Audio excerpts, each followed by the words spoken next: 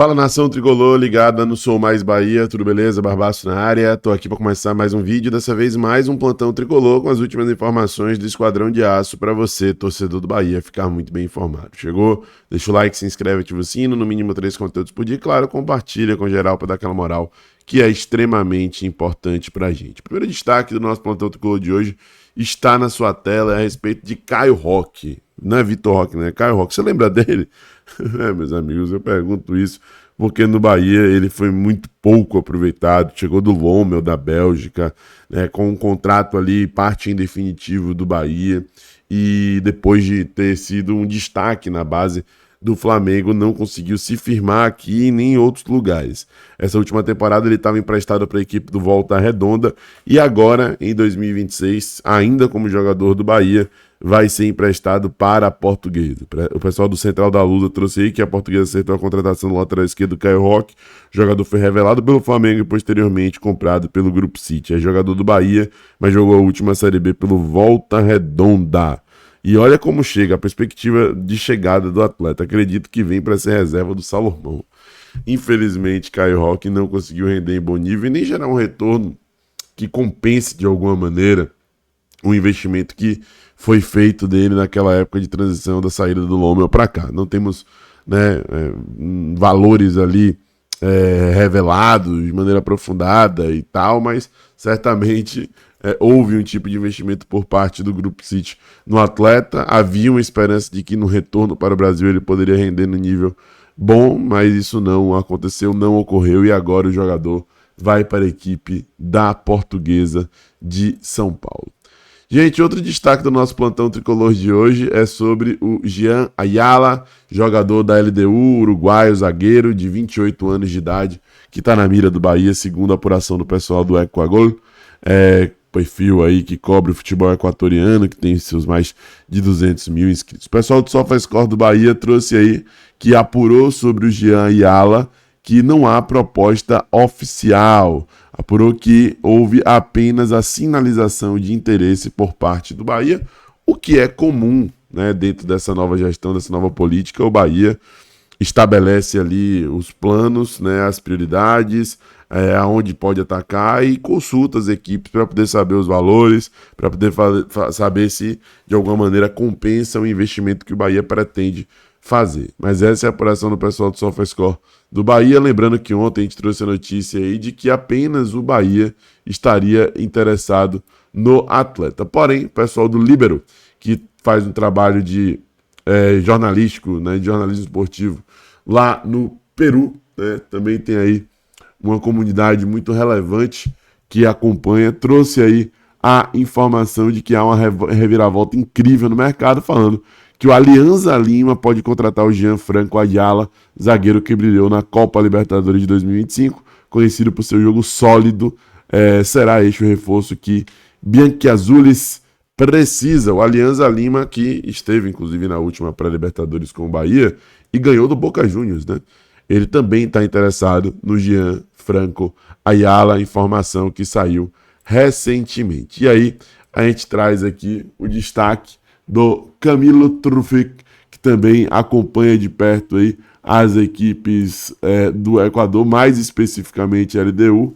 Ele traz aqui a notícia, traduzir para a gente poder ver com um pouco mais de clareza e entendimento, que o Jean Ayala está sendo sondado pelo Bahia e a principal preocupação do clube brasileiro é a condição física do jogador uruguaio.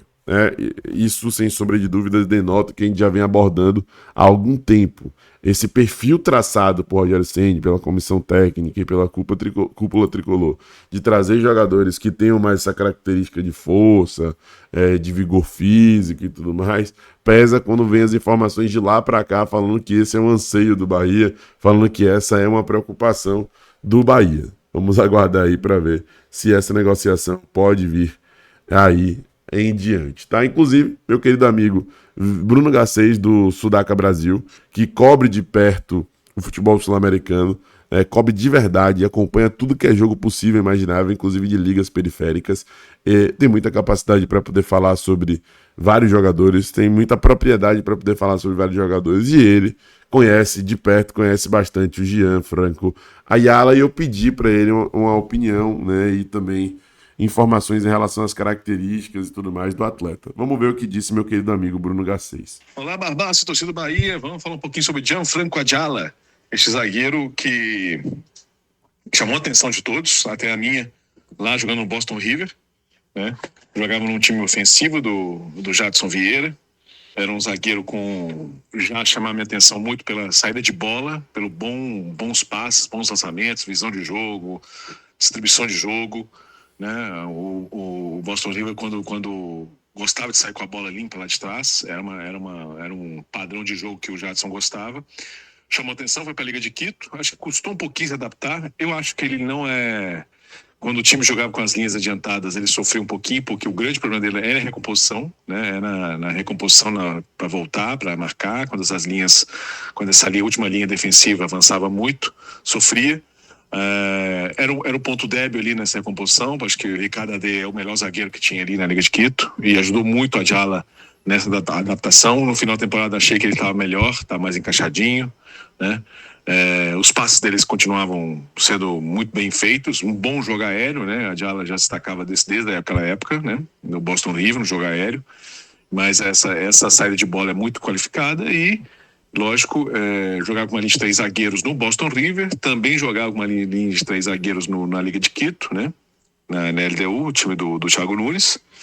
E sim, pecava um pouquinho nessa velocidade. Acho que esse é o grande problema do Ayala, mas quando tem um bom entrosamento com os zagueiros, que como ele teve com o Noel Quinones no final e Ricardo Ade, acho que evolui um pouco o seu jogo, né? Então, acho que tem que tomar esses cuidados com a Ayala se vier jogar aqui no Bahia, né? Então, é só essas preocupações que eu tenho com o zagueiro uruguai, mas que ele é bom tecnicamente, bom no lançamento, saída de jogo, isso aí eu te falo com tranquilidade que vi muito jogo dele, muito jogo de construção de jogada. E isso me agradava bastante no Ayala, tá bom? Um grande abraço, amigos. Tchau, tchau.